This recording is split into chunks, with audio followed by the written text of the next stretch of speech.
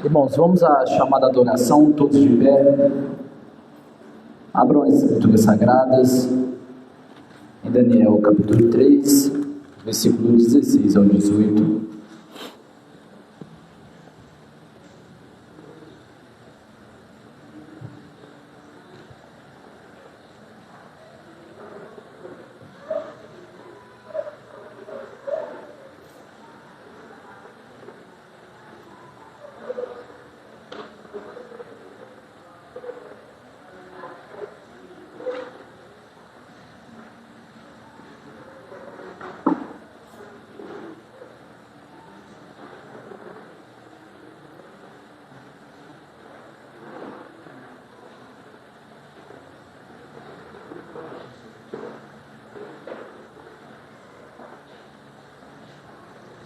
Daniel capítulo 3, versículo 16 ao 18.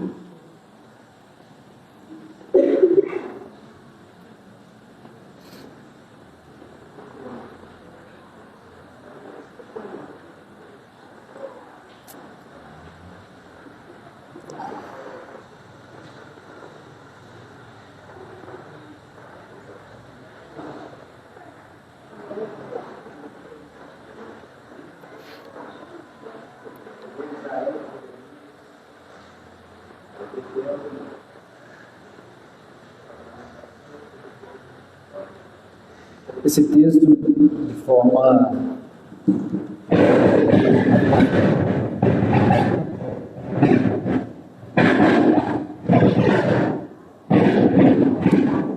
irmãos. Esse texto, de forma muito bem explicada, foi explicado pelo pastor Tiago semana passada. Só que estudando esse texto antes do Tiago pregar ele para a gente, esses versos me chamam muita atenção, né? E que vai tratar de uma fidelidade inegociável de 3 homens de Deus. No versículo 16, Sadraque, Mesaque e Abednego responderam ao rei. Ele disse assim: ó Nabucodonosor, não precisamos defender-nos diante de ti. Se formos lançados na fornalha em chamas, o Deus a quem servimos pode livrar-nos, e ele nos livrará das tuas mãos, ó rei. Mas se ele não nos livrar, sabe, ó rei, que não serviremos aos teus deuses, nem adoraremos a imagem de ouro que mandaste erguer. Irmãos, o cerne, o resumo da vida cristã, não é adorar a Deus pelo que Ele pode fazer por nós, mas sim pelo que Deus é. E vemos aqui o maior retrato de uma fidelidade inegociável a Deus, independentemente se Deus ia fazer ou não. O verbo mais forte desses versículos é o pode, né? Sadraque, Mesaque e Abednego fala com o rei que estava prestes a mandá-los na fornalha. Deus pode nos livrar, né? Mas se Ele não nos livrar, nós vamos morrer por Ele, independentemente se Ele nos livrar ou não. Independente de se Deus vai nos tirar da tribulação, da provação, o que quer que seja, a nossa fidelidade a Deus, o nosso amor a Deus tem que permanecer o mesmo, né? E como Igreja do Senhor, ao iniciarmos esse culto hoje, somos lembrados dessa postura firme de Sadraque, Mesaque e Abednego. Diante do rei, eles declararam que Deus poderia livrá-los, mas afirmaram algo ainda mais profundo: se não, ainda assim, não serviremos a nenhum outro Deus, né? Essa é a essência da fé verdadeira, meus irmãos. Essa é a marca do povo de Deus. Nós não adoramos ao Senhor pelas circunstâncias, pelos benefícios ou pelas portas que Ele pode abrir. Como igreja, entendemos que a caminhada cristã é adorarmos a Deus pelo que Ele é e não pelo que Ele pode fazer. O nosso Deus é santo, nosso Deus é soberano, Ele é imutável, Ele é digno de toda glória. Ele é o Deus quando nos livra, e Ele continua sendo Deus quando permite que a fornalha aqueça, né? Independente do que seja, Ele é Deus. Note que Deus não livrou Sadraque, Mesaque e Abednego da fornalha, né? Ele livrou eles na fornalha, totalmente diferente. Então a nossa adoração tem que ser a mesma, independente do que quer que esteja acontecendo em nossa vida. né? Essa é a essência da fé verdadeira. Adorar a Deus pelo que Ele é e não pelo que Ele pode fazer. Oremos toda a igreja. Está muito baixo, Santos. Ah, tá. Ah, sim. Obrigado. Oremos. Santíssimo Deus, nós te agradecemos, ó Deus, por mais uma manhã, mais um domingo que o Senhor nos concedeu, pela tua infinita misericórdia. Ó Pai, te agradecemos pela sua soberania, pela sua providência divina, independentemente da circunstância. Pai, como esses 3 homens de Deus, nos ajude a ter, Pai, uma fidelidade inegociável. Independentemente, Pai, do que aconteça, fortaleça a nossa fé, como Sadraque, Mesaque e Abednego. Ó Deus, fortaleça a tal ponto, Pai, que não sejamos como um ânimo dobre, como diz em Tiago, levado por toda sorte de vento, né? Mas que possamos ser firmes, Pai, firme em nossa fé, firme em nossa confiança no nosso Deus soberano, que cuida de todas as coisas, mesmo se a nossa vida, Pai, estiver em ameaça. Ó Deus, coloque isso em nós durante a semana, durante esse culto hoje, que possamos adorar pelo que o Senhor é, Pai, um Deus santo, triplamente santo, Pai, um Deus imutável, um Deus poderoso, Pai, um Deus que governa todas as coisas, que nada sai do controle. Ó Pai, que sustenta o cosmos, Pai, nas suas mãos como se não fosse nada. Ó Deus, te agradecemos por cada um irmão que está aqui. Ó Deus, nos ajude a manter uma reverência, um santo temor, mediante, Pai, adoração ao Senhor, nesse momento. Coloque nossa mente, Pai, firmada somente aqui nesse momento, Senhor Jesus, para que possamos, Pai, te reverenciar, como o Senhor tem que ser reverenciado. Te agradecemos, pedimos ao Deus que o Senhor proteja aqueles que estão por vir ainda, que eles possam chegar em segurança. Te agradecemos pelo teu Filho Jesus Cristo, que nos livrou de uma condenação eterna inteira no inferno. O sacrifício dele foi perfeito. Que toda honra e toda glória seja destinada somente ao teu Filho Jesus Cristo nesta manhã. Amém. Vamos à leitura da lei de Deus, Êxodo capítulo 20, versículo 1 ao 17. Irmãos, algum irmão não recebeu a lei de Deus? Irmão Cleverson, ajude a distribuir a lei de Deus, fazendo um favor. O Isaac já distribuiu, é somente os irmãos que não pegou. Leitura da lei de Deus, toda a igreja. Então falou Deus todas essas palavras: Eu sou o Senhor, teu Deus, que te tirei da terra do Egito, da casa da servidão. Não terás outros deuses diante de mim. Não farás para ti imagem de escultura, nem semelhança alguma, do que em cima nos céus, nem embaixo na terra, nem nas águas debaixo da terra. Não as adorarás, nem lhes darás culto, porque eu sou o Senhor, teu Deus, Deus zeloso, que visita a iniquidade dos pais nos filhos, até a 3ª e 4ª geração daqueles que me aborrecem. E faço misericórdia ter 1000 gerações, aqueles que me amam e guardam o meu mandamento. Não tomarás o nome do Senhor teu Deus em vão, porque o Senhor não terá por inocente o que tomar o seu nome em vão. Sábado para o santificar. 3 dias trabalharás, farás toda a tua obra. No 7º dia é o sábado do Senhor, teu Deus. Não farás nenhum trabalho, nem tu, nem o teu filho, nem a tua serva, nem o teu servo, nem a tua serva, teu irmão, nem o forasteiro das tuas portas para dentro. Esses dias fez o Senhor os céus e a terra, o mar e tudo que neles há, e ao 7º dia descansou. Por isso o Senhor abençoou o dia de sábado e o santificou. Honra teu pai e tua mãe, para que se prolonguem os teus dias na terra que o Senhor teu Deus te dá. Não matarás, não adulterarás, não furtarás, Não dirás falsos testemunhos contra o teu próximo. Não cobiçarás a casa do teu próximo. Não cobiçarás a mulher do teu próximo, nem o seu servo, nem a sua serva, nem o seu boi, nem o seu jumento, nem coisa alguma que pertença ao teu próximo. Amém. Irmãos, esse é o momento agora de arrependimento, confissão pelos seus pecados.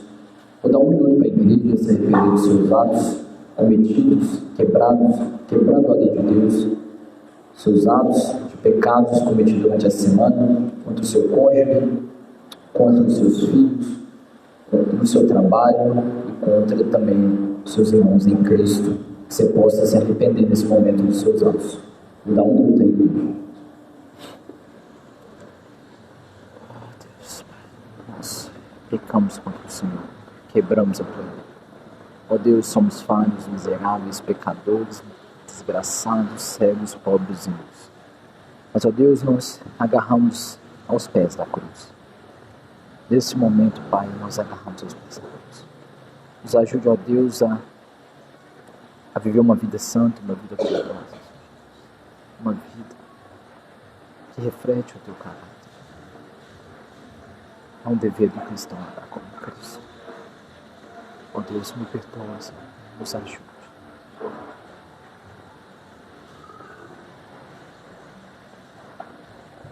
Santíssimo Deus, a tua palavra diz que todo aquele que está em Cristo Jesus deve andar assim como ele andou. Deus, durante essa semana cometemos faltas de piedade, pecamos contra o Senhor, quebramos a tua lei. Ó Deus, amar a Deus implica em amar tudo que o Senhor ama e odiar tudo que o Senhor odeia. Não nos deixe amar o pecado. Não nos deixe amar o pecado. Ajude-nos a odiar o pecado. Cresça em nós uma vida piedosa que reflete o caráter de Cristo. Aqui está a tua igreja, Pai. Ajude a tua igreja a não regredir na caminhada cristã. Tire da tua igreja, Senhor Jesus, toda idolatria, Senhor Jesus. Se algum irmão não consegue viver sem o outro irmão, sem o seu cônjuge, sem o seu marido, ou sem a sua esposa, ou sem seu filho, ou sem seu trabalho, aí está o seu poste de ídolo. A tua igreja não pode viver sem Cristo, Jesus. Coloque isso em nossa mente, Pai, pois tudo aqui tem uma data de validade, tudo aqui é passageiro. Tudo aqui acaba. Somente uma vida com o Senhor é eterna. Nos ajude nós a produzir frutos de justiça, Pai. Frutos que refletem o seu caráter, pois somos uma carta viva. Somos uma carta escrita, Senhor Jesus. As pessoas nos leem. Quando buscamos ser cristãos verdadeiros, estamos testemunhando o Evangelho de Cristo. Nos livra de ser falsos cristãos, falsos moralistas, Pai. Nos livra de ter um orgulho, um ego, Senhor Jesus. Nos livra de colocar qualquer coisa, Pai, qualquer coisa acima de Cristo Jesus, nosso Senhor e Salvador. Perdoa-nos. Aumente a piedade em nós, Senhor Jesus. Nos livre de ir numa roda de amigos no trabalho, nos livre de parecer com eles, com ímpios. A tua palavra diz que todos aqueles que querem viver uma vida piedosa em Cristo serão perseguidos. É guerra contra o mundo, Senhor Jesus. É ser atacado, é ser perseguido mesmo. Tenha misericórdia de nós. Tenha misericórdia da tua igreja. Nos ajude a te amar acima de qualquer coisa. acima até da nossa vida. Em nome do teu Filho Jesus Cristo. Amém.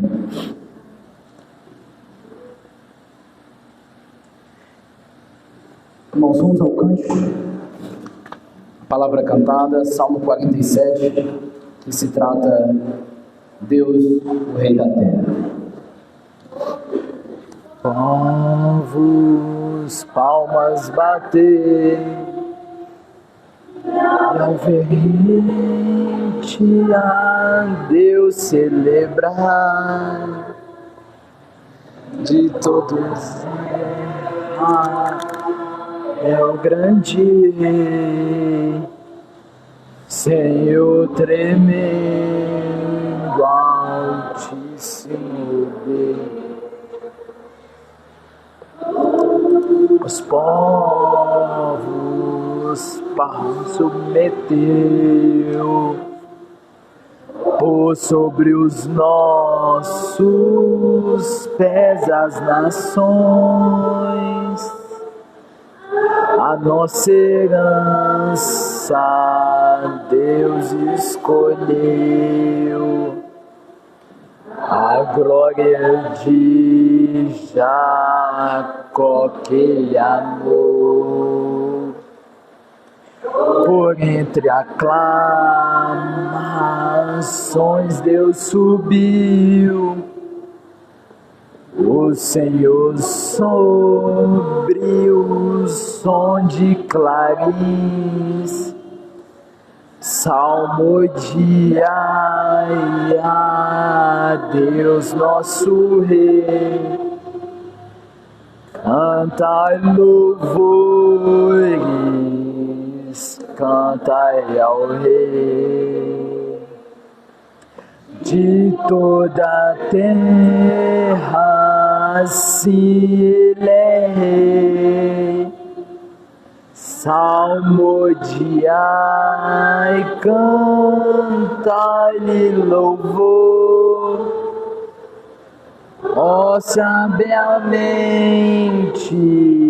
salmos cantai ao Rei de toda a terra, ao Senhor.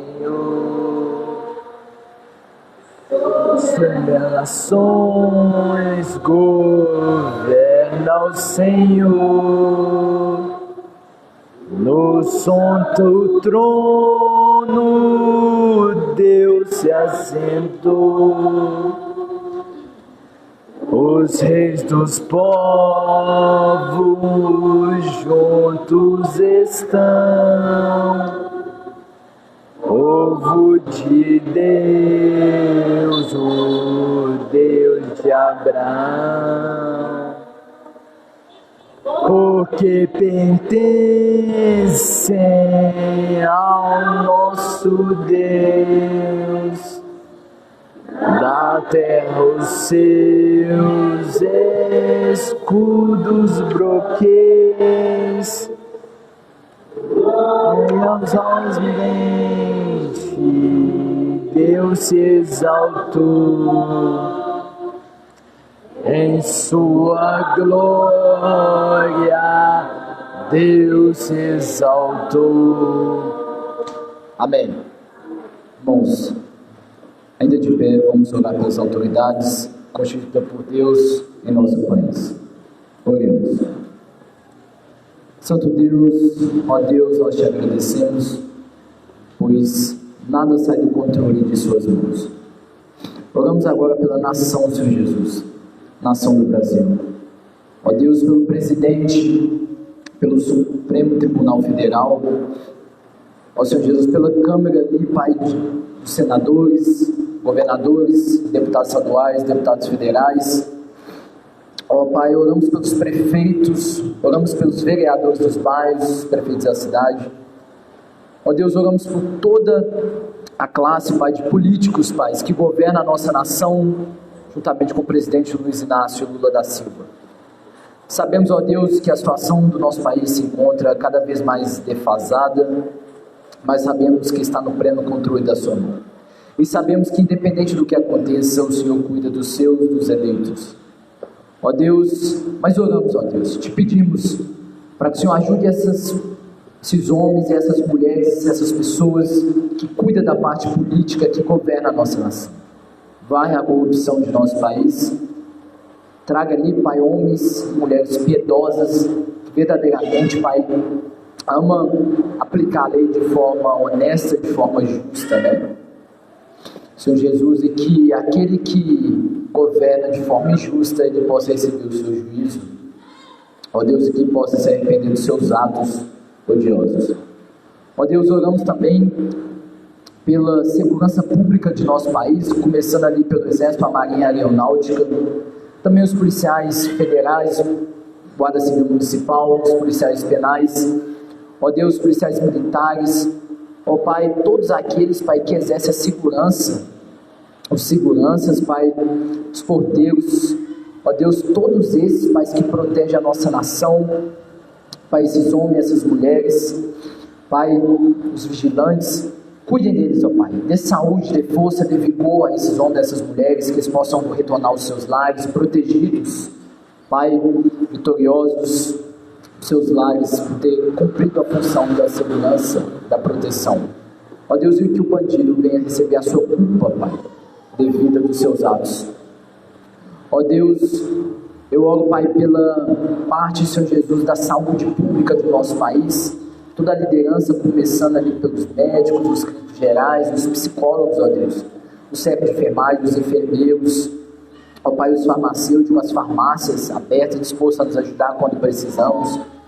Ó Pai, todas essas pessoas, essas famílias, esses maridos, mulheres, esses jovens que cuidam da segurança, da saúde pública do nosso país, pedimos, ó Deus, que o Senhor envie o teu vigor, a tua saúde, Pai, ajude esses homens, essas mulheres, para que eles possam estar fortes, Pai, para cuidar dos nossos, Pai, cuide deles, Pai, ajude eles. Ó Pai, oramos pela autoridade eclesiástica no nosso país, pelos pastores piedosos que estão no anonimato, Pai, que estão às vezes esquecidos por muitos, mas não pelo Senhor. Cuide desses pastores piedosos, pastores sinceros, que verdadeiramente amam a sua família, são um exemplo na sua família, ama verdadeiramente a sua esposa, ensina seus filhos na palavra. Cuide desses homens, Pai. Ó Deus, sustenta o casamento deles, sustenta a igreja, Pai, a qual eles pastoreiam. Senhor Jesus, cuida desses dispenseiros, Senhor Jesus. Envia ali toda a tua provisão, Pai. Oramos pela comunhão batista reformada do Sudeste. Ó Senhor Jesus, cuide daqueles pastores, daquela liderança, Pai. Oramos pela Igreja Batista Reformada Emanuel, Pai, que estão cuidando de nós juntamente com a comunhão batista reformada do Sudeste. Ó Deus, ajude essa comunhão, ajude essas igrejas, Senhor Jesus, dessa comunhão, ajude os pastores, fortaleça cada vez mais a fé desses ministros. Cuide, ó Deus, do pastor Tiago, Senhor Jesus, que está pastoreando a nossa igreja, Pai, que vem 140 quilômetros aos domingos para pregar, Pai, as riquezas do teu evangelho. Deus, cuide de sua família, cuide dele no trajeto, continue sustentando, dando a provisão, Senhor Jesus. Ó Deus, oramos pela Igreja Batista Reformada em Santa Luzia. Oramos, Pai, pelos maridos, Senhor Jesus, os sacerdotes, os patriarcas do lar, Pai.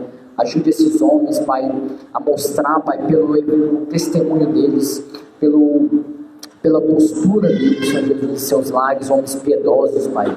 Homens, Pai, que a filha vai poder olhar e vai querer um marido parecido com o seu pai, pois o seu marido, Pai, ama a sua esposa, pois o seu marido cuida dos seus filhos, pois o seu marido, Senhor Jesus, se importa com os seus filhos, e que os filhos possam olhar um modelo, Pai, de um verdadeiro cristão.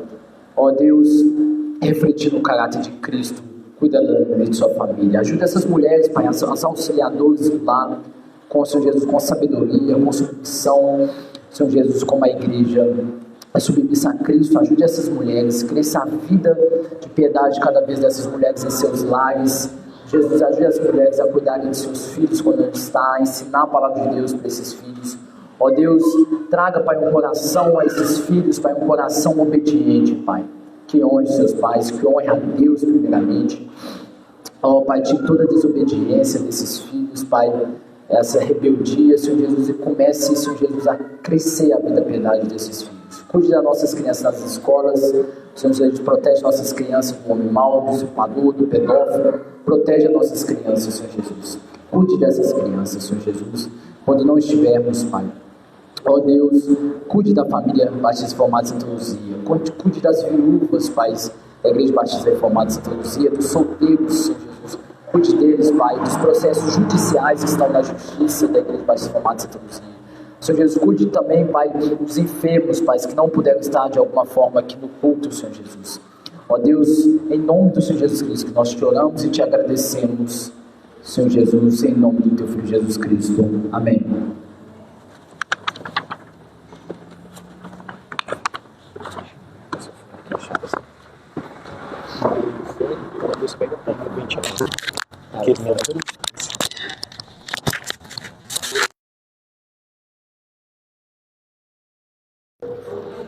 Pode se assentar.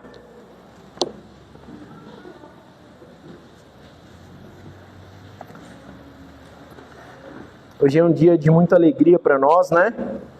Além de estarmos aqui servindo o nosso Deus, hoje nós vamos ver mais um pecador confessando Jesus Cristo como seu único e suficiente Salvador. Isso é um motivo de grande gozo para nós, né?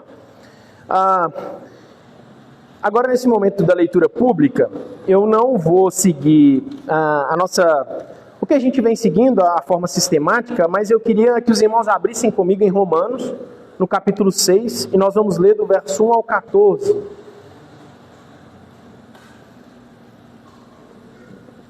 Romanos, capítulo 6, do verso 1 ao 14.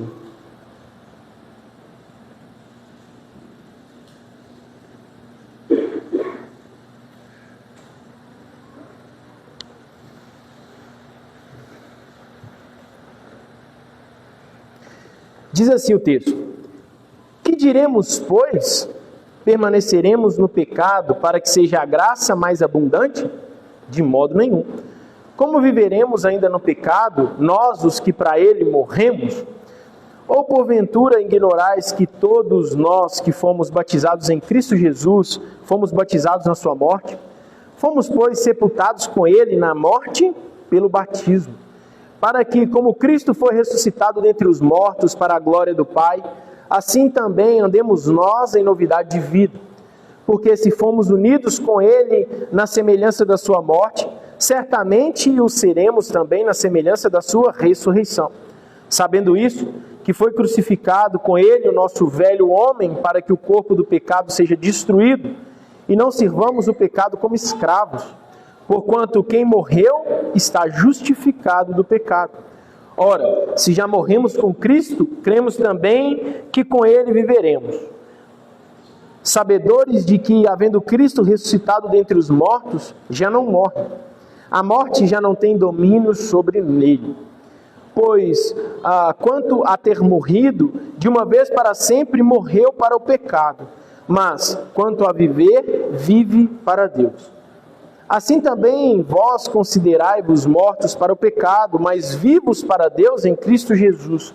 Não reine, portanto, o pecado em vosso corpo mortal, de maneira que obedeçais às suas paixões, nem ofereçais cada um os seus membros do seu corpo ao pecado, como instrumentos de iniquidade. Mas oferecei-vos a Deus como ressurretos dentre os mortos, e os vossos membros a Deus como instrumentos de justiça. Porque o pecado não terá domínio sobre vós, pois não estás debaixo da lei, e sim debaixo da graça. Louvado seja Deus pela sua palavra, né? A palavra de Deus nos ensina aqui em Romanos 6, né, que o batismo, de certa forma, ele é um sinal visível da nossa união mística com Cristo, né? Ele é um sinal externo, refletindo aquilo que já aconteceu internamente no nosso coração, né? Que é a salvação. Paulo ele fala muito bem que nós somos salvos aqui do poder do pecado, né? Da influência do pecado, do aguilhão da morte, né? E sendo assim, nós morremos à morte com o próprio Cristo, né? E nós somos sepultados com Cristo em sua morte, porque também há uma união mística entre nós e o próprio Cristo, entre a igreja e Cristo, né?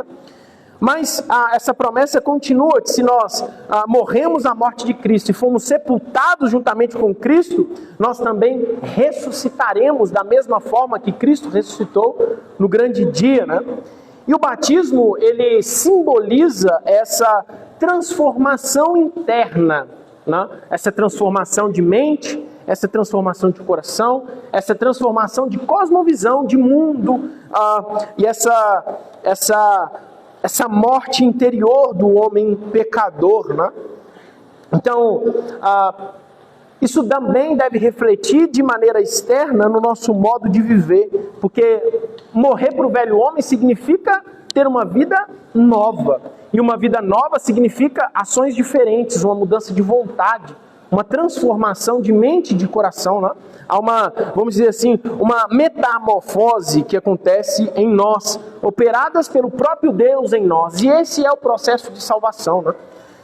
Eu gosto muito de um pastor que chama Leonardo Ravenhill, que ele fala que a gente não precisa morrer a morte de um mártir para ser um mártir, né? Nós podemos ser um mártir vivo, morrendo para tudo aquilo que nos afasta de Deus, lutando contra a nossa vontade, buscando a santidade e buscando nos parecer com Cristo, né? Uma vida que vale a pena ser vivida. E uma vida que vale a pena ser vivida é uma vida dedicada a Deus. Nós não temos dúvida quanto a isso, né?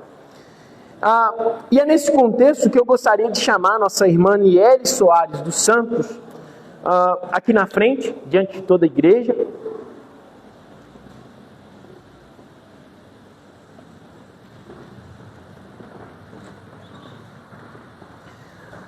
Ao ser batizada, meus irmãos, a irmã Niele, ela vai estar testemunhando diante de Deus, ela vai estar testemunhando diante da igreja, ela vai estar testemunhando diante do mundo, que agora ela pertence a Cristo, né?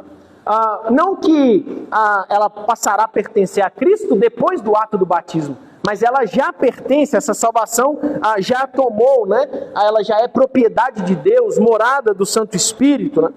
Porque é muito importante para nós entender que não tem nada de místico aqui na piscina em si, na água em si, não, de forma nenhuma, né?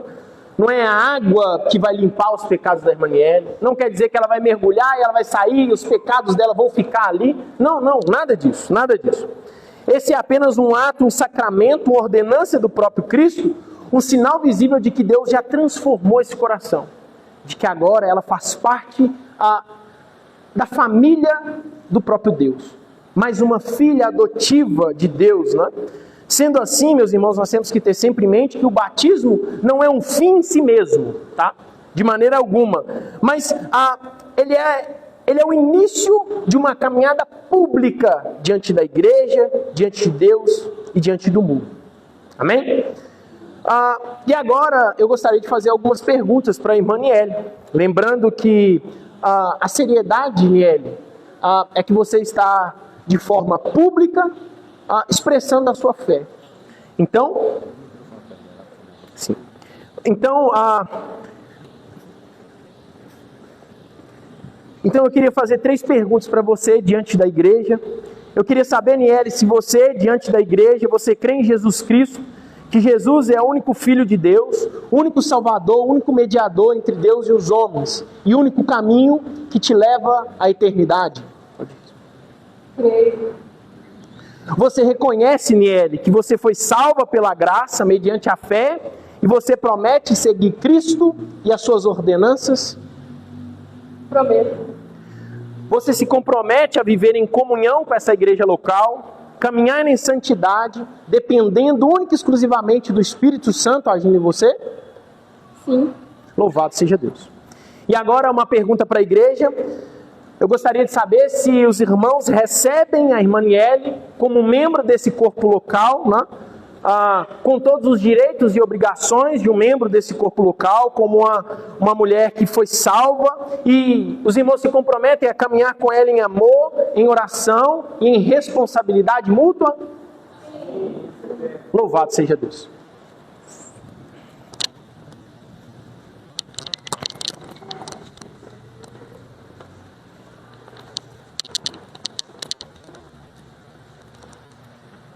Pode sentar. Pode sentar.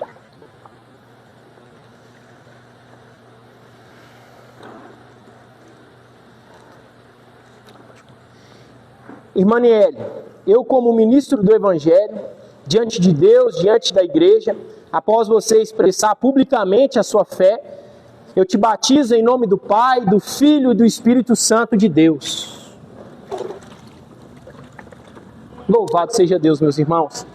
Nós sabemos que o céu está em festa e que é mais uma vida salva pela graça do nosso Senhor Jesus. Eu gostaria que os irmãos ficassem de pé.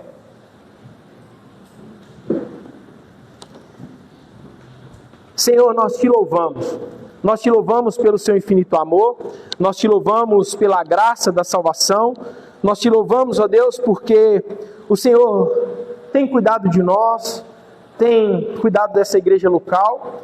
Ah, Deus, e essa igreja tem dado frutos, novas pessoas sendo alcançadas pelo Evangelho, pela graça do Senhor, pecadores, ó Deus, sendo salvos, batizados. E assim, Deus, como nós vimos ali com o próprio Cristo e com os apóstolos, a igreja vai crescendo, vai dando frutos, vai criando raiz, vai amadurecendo. E esse é o nosso papel, Senhor, como servos, como vasos na mão do oleiro. Continuar, Senhor, essa obra, seguindo os passos do próprio Cristo, o capitão da nossa salvação. Nós te louvamos, Senhor. Nós sabemos que os céus estão em festa. Nós sabemos, ó Deus, que a obra do Senhor não falha. Nós sabemos que é irresistível o chamado do seu Santo Espírito, que nos chama da morte para a vida e nos dá uma nova vida. Nós sabemos também, Deus, que o Senhor, por meio do seu Santo Espírito habitando em nós, o Senhor nos conduzirá nesse caminho, Deus, rumo à salvação, rumo à eternidade. Enquanto estivermos aqui nessa terra, o Senhor há de nos sustentar, dia após dia, para a honra, glória e louvor do teu santo nome, Senhor. Nós te agradecemos. Louvado seja o Senhor, meus irmãos. Vamos agora cantar os salmos. Salmo 40. Oração para o livramento.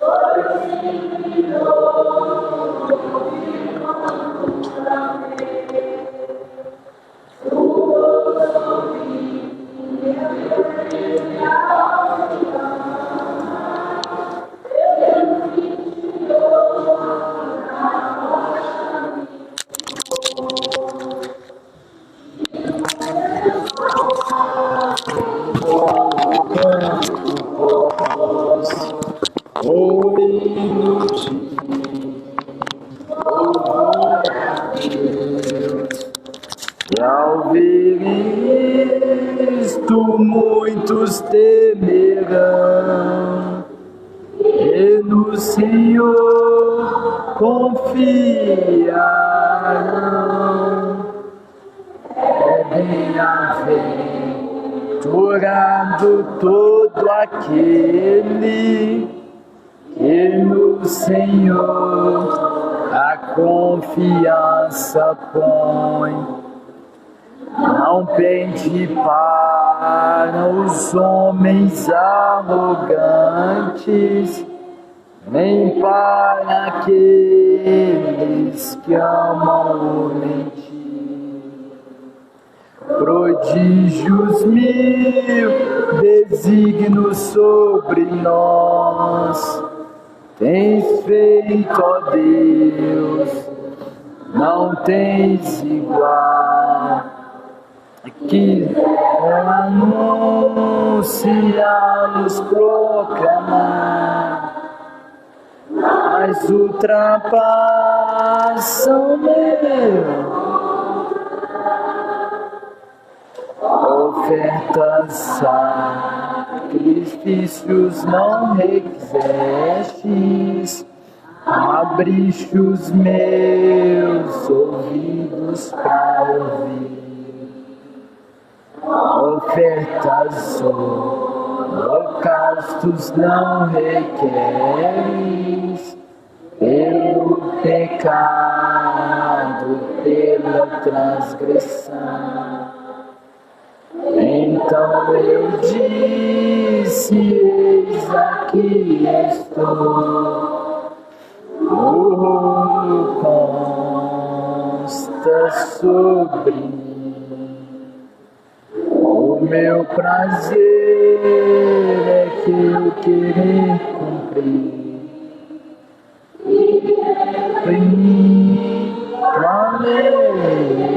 cristã, proclamei as novas de justiça perante os santos na congregação. Sabes que jamais cerrei os lábios, tu bem o sabes, ó Senhor meu Deus. Tua justiça em mim não ocultei, fidelidade proclamei.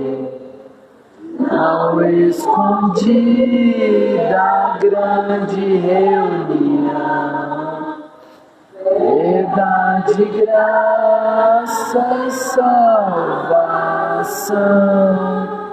Amém. Irmãos, vamos agora ao momento de ofertório, lembrando que quando contribuímos com os nossos recursos para o reino de Deus, é um ato de adoração a Deus. Você está adorando a Deus com seus recursos, né? Os irmãos ficam livres em contribuir.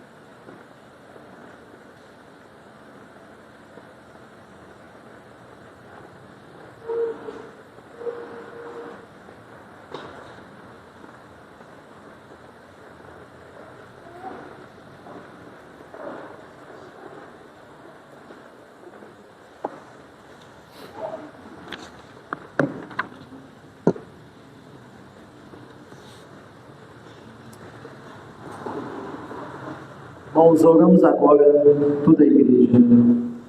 Eu vou estar orando e os irmãos juntamente. Em silêncio, vamos orar pela salvação de pecadores. Santo Deus e Pai de nosso Senhor Jesus Cristo, nós te louvamos, ó Deus, nesta manhã, porque contemplamos mais uma vez a obra da tua graça, da sua graça soberana. Como diz tua palavra, tu nos escolhestes antes da fundação do mundo. E aquilo que acabamos de testemunhar aqui, Pai, no batismo de nossa irmã Niele, é o fruto do teu eterno propósito de redenção. Senhor, reconhecemos que antes éramos mortos com nossos delitos e pecados, como diz a tua palavra em Efésios, incapazes de nos voltar para ti, Deus, mas tu, em tua misericórdia infinita, nos vivificaste juntamente com Cristo, porque pela graça somos salvos, mediante a fé. Ó Deus, toda a glória da salvação pertence unicamente ao Senhor Jesus Cristo. Nós te agradecemos, ó Deus, porque o sangue do Cordeiro nos lavou, e assim como a água do batismo, Senhor Jesus, simboliza, a Niele foi purificada, foi justificada e declarada tua filha pela obra perfeita de Jesus Cristo. Obrigado, porque conforme prometeste em João, Senhor Jesus, capítulo 6, versículo 37, o que vem a mim de modo nenhum o Senhor lançará fora. A ti pertence, Senhor Jesus, o poder que chama, o Espírito que regenera e a mão, Senhor Jesus, que sustenta até o fim. Ó Deus, Pai bendito, também te agradecemos pela igreja, corpo de Cristo, onde agora a nossa irmã Niele, Senhor Jesus, é acolhida. Rogamos que o teu Espírito a fortaleça para caminhar em novidade de vida, perseverando na fé, até o dia em que estará eternamente contigo. Pois aquele que começou a boa obra há de completá-la, como diz em sua palavra em Filipenses capítulo 1, versículo 6. Recebe, ó Deus, portanto, nossa gratidão nesta manhã, por esse grande ato, Senhor Jesus, de salvação. Que tudo seja para o louvor da tua glória, Senhor Jesus, em Cristo Jesus, que é o nosso único Senhor, Salvador e Redentor. Amém. A palavra está com o pastor Tiago.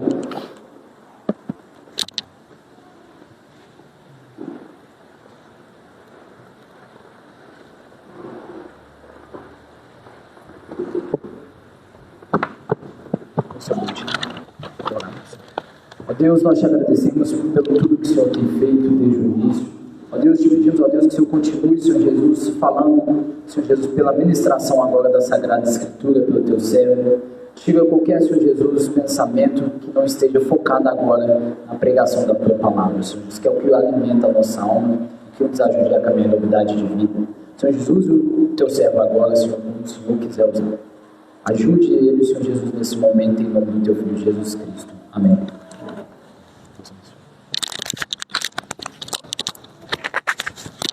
Os irmãos podem assentar.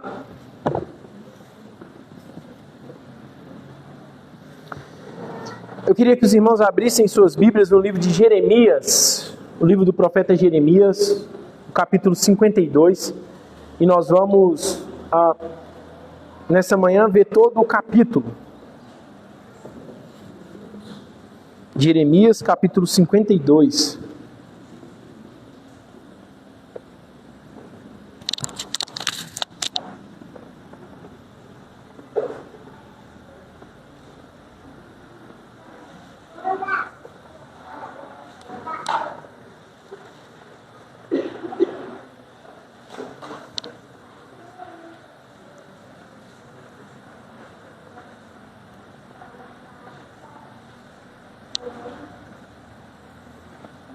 Os irmãos que forem encontrando, pode marcar. Eu queria fazer uma introdução. Nós temos dois grandes objetivos no texto dessa manhã, tá? O primeiro objetivo que nós temos é ver como o pecado ele é capaz de destruir uma nação inteira, né? E o segundo fato que nós iremos juntos aqui reafirmar nessa manhã, através desse livro, desse capítulo, é a fidelidade de Deus, a fidelidade que o próprio Deus tem a si mesmo, né? A fidelidade de Deus à sua própria aliança, ao seu próprio propósito bendito como Criador dos céus e da terra, né? Aqui no capítulo de 52, Jeremias ele vai relatar a destruição completa de Jerusalém. Ele vai descrever aqui a queda final do reino de Judá, né? Na semana passada, nós juntos estudamos o capítulo 3 do livro de Daniel, e nós vimos que o contexto de Daniel é que Daniel já está inserido no exílio babilônico, já aconteceu a queda. Então, os irmãos que estavam na semana passada, nós estamos dando alguns passos atrás, para ver como foi essa destruição, como Judá caiu na mão do Império Babilônico, né? E esse capítulo, ele é a síntese, ele é um resumo dos eventos que já foram descritos ao longo do livro, né? Principalmente entre os capítulos 39 ao capítulo 44. Porque nós estamos aqui diante de uma catástrofe que foi anunciada. Além dela ser promovida pelo próprio Deus, ela foi anunciada por vários profetas. Desde a peregrinação no Egito, havia uma sentença para Israel, caso Israel quebrasse o pacto do Sinai, né? Então, Deus está nada mais, nada menos do que punindo o pecado de Israel. E essa punição, ela deságua na nação em forma de choro, morte, miséria e exílio, né? Portanto, esse é um dos textos mais tristes das Escrituras. Ele chega a ser até um pouco angustiante, né? Mas Jeremias, ele, além de retratar ali ao longo do capítulo a destruição e a queda de Jerusalém, ele termina o livro com um final de esperança e um final glorioso. Então nós veremos isso, né? Outro ponto que nós podemos destacar é que nós podemos olhar para esse capítulo aqui, para esse relato histórico, de três formas distintas. A primeira delas é a forma literal, né? Nós acreditamos que, de fato, esse relato aconteceu de maneira literal. Os sofrimentos descritos aqui, eles foram sentidos na pele pelos judeus que estavam vivendo este momento, tá? A segunda maneira que nós podemos olhar para esse relato é de forma profética ou escatológica, no qual nós também temos certeza de que Deus irá julgar o mundo, os homens e as nações, conforme as suas obras, né? Com o justo rigor e a reta justiça do próprio Deus, do próprio Cristo, né? E a terceira maneira que nós podemos olhar para esse texto é de maneira pessoal, tá? É ter a ciência de que foi Deus Todo-Poderoso quem promoveu essa catástrofe, por mais terrível que seja. E que tudo isso aconteceu por causa do pecado de Israel. Então o pecado é algo gravíssimo e não é tolerado por Deus. Então nós temos de encarar esse texto com muita atenção, né? E nós temos que ser rigorosos ao olhar para o nosso próprio coração e identificar os nossos pecados. Quantas vezes nós quebramos e transgredimos a lei desse Deus e às vezes achamos que isso é algo simples, né? Que é algo tolerável e na verdade não é tolerável. Transgredir a lei de Deus requer derramamento de sangue, porque o salário do pecado é a morte, né? Portanto, o profeta Jeremias, lá no capítulo 25, ele fala, o próprio Deus fala através do profeta com o próprio Israel, dizendo assim: toma da minha mão este cálice do vinho do furor da minha ira, e dá-o de beber a todas as nações às quais eu te enviar. Esse será o fim de todos os inimigos de Deus. Com esse contexto em mente, acompanhe comigo a leitura a partir do verso 1. Diz assim: tinha Zedequias a idade de 21 anos, quando começou a reinar, e reinou 11 anos em Jerusalém. Sua mãe se chamava Hamutal e era filha de Jeremias de Libna. Fez ele o que era mal perante o Senhor, conforme tudo quanto fizera Jeoaquim. Assim, sucedeu por causa da ira do Senhor contra Jerusalém, contra Judá, a ponto de os rejeitar da sua presença. Zedequias rebelou-se contra o rei da Babilônia. Sucedeu que, em o 9º ano do reinado de Zedequias, aos 10 dias do 10º mês, Nabucodonosor, rei da Babilônia, veio contra Jerusalém, ele e todo o seu exército, e se acamparam contra ela, e levantaram contra ela tranqueiras em redor. A cidade ficou sitiada até o 10º ano do rei Zedequias. Aos 9 dias do 4º mês, quando a cidade se via apertada da fome, e não havia pão para o povo da terra, então a cidade foi arrombada, e todos os homens de guerra fugiram e saíram de noite pelo caminho da porta que está entre os 2 muros, perto do jardim do rei. A despeito de os caldeus se acharem contra a cidade em redor, e se foram pelo caminho da campina. Porém, o exército dos caldeus perseguiu o rei Zedequias, e o alcançou nas campinas de Jericó. E todo o exército deste se dispersou e o abandonou. Então o tomaram preso e o fizeram subir ao rei da Babilônia, a Ribla, na terra de Ramate. E este lhe pronunciou a sentença. Matou o rei da Babilônia os filhos de Zedequias à sua própria vista, bem assim todos os príncipes de Judá em Ribla.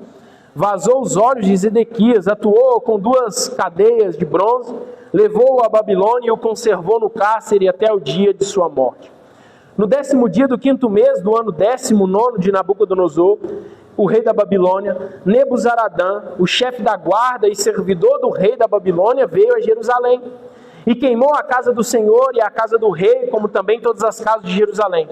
Também entregou às chamas todos os edifícios importantes. Todo o exército dos caldeus que estava com o chefe da guarda derribou todos os muros em redor de Jerusalém. Dos mais pobres do povo, os mais do povo que havia ficado na cidade, os desertores que se entregaram ao rei da Babilônia, e os mais da multidão, Nebuzaradão, chefe da guarda, levou os cativos. Porém, dos mais pobres da terra, deixou Nabuzaradã, o chefe da guarda, ficar alguns para os vinheiros e para lavradores. Os caldeus cortaram em pedaços as colunas de bronze que estavam na casa do Senhor, como também os suportes e o mar de bronze que estavam na casa do Senhor. E levaram todo o bronze para a Babilônia. Levaram também as panelas, as pás, as espivatadeiras, as bacias, os recipientes de incenso e todos os utensílios de bronze com que se ministrava. Tomou também o chefe da guarda os copos, os braseiros, as bacias, as panelas, os candeeiros, os recipientes de incenso e as taças. Tudo quanto fosse ouro ou prata. Quanto às 2 colunas, ao mar e aos suportes que Salomão fizera para a casa do Senhor, o peso do bronze de todos esses utensílios era incalculável. Quanto às colunas, a altura de uma era de 18 côvados, um cordão de bronze de 12 côvados a cercava, e a grossura era de 4 dedos, era oca. Sobre ela havia um capitel de bronze. A altura de cada um era de 5 côvados, e a obra de rede e as romãs sobre o capitel ao redor eram de bronze. Semelhante a esta era outra coluna como as romãs.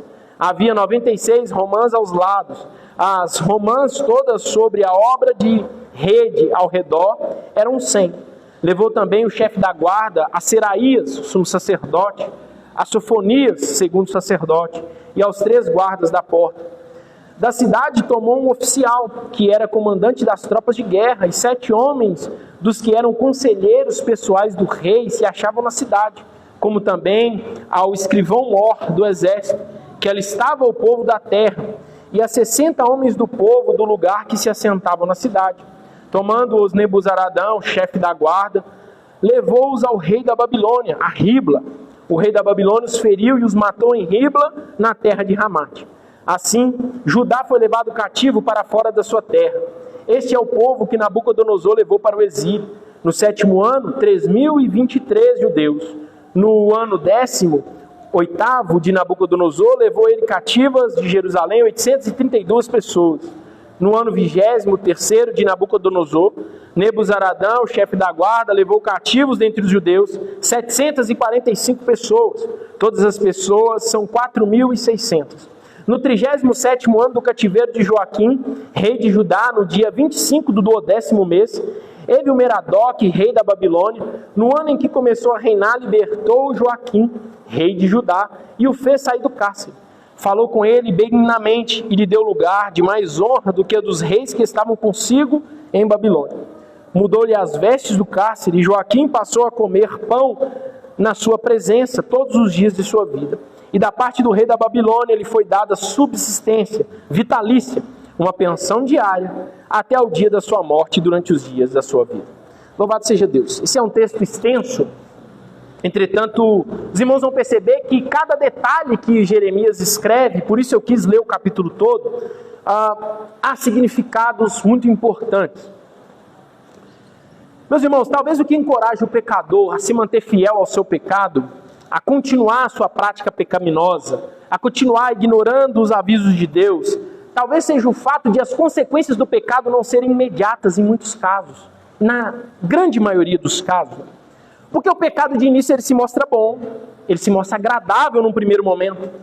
E quando você olha que talvez a pena não chegue imediatamente após o cometimento do ato, possa ser algo que vale a pena ser cometido, né? Então, quando o pecado ele ganha forma, quando ele ganha a visibilidade, vamos dizer assim, né? E não tem consequência, e tudo parece bom, talvez esse pecador ele até se encoraje, ele acredita que ele está passando despercebido. O tempo passa, o pecado não foi confessado, ele foi cometido, e Deus não está vendo, ou Deus se esqueceu, ou não vai ter nenhum tipo de punição, né? Entretanto, quanto o tempo passa, nós vemos que aquilo que parece doce se torna amargo, né? Nós vemos que aquilo que era satisfatório se torna um tormento, porque o pecado, nós podemos fazer uma comparação, é como um câncer silencioso, né? Embora você ignore, e ele não tenha, no início, nas primeiras fases dessa doença, não tenha nenhum efeito no corpo, não quer dizer que ela não esteja ali, e ela não esteja te matando, né? Então, quando ela começar a te matar de dentro para fora, é porque a situação já está muito crítica, né? E essa é a situação de Israel. Israel, ele quebra a aliança do Sinai, ele ofende a Deus. Israel se prostitui várias e várias vezes com falsos ídolos, né? E os anos se passam, Deus levanta juízes, Deus manda reis, gerações vêm, e até então as consequências da quebra da aliança do Sinai não havia recaído sobre Israel, e talvez alguns ali já tivessem pensado que Deus se esqueceu ou não estava dando importância. Porque a lei do Sinai, se a gente pensar entre a queda do exílio babilônico e a lei entregue no Sinai, nós estamos falando aí de cerca de 750 a 850 anos. Olha quanto tempo passou.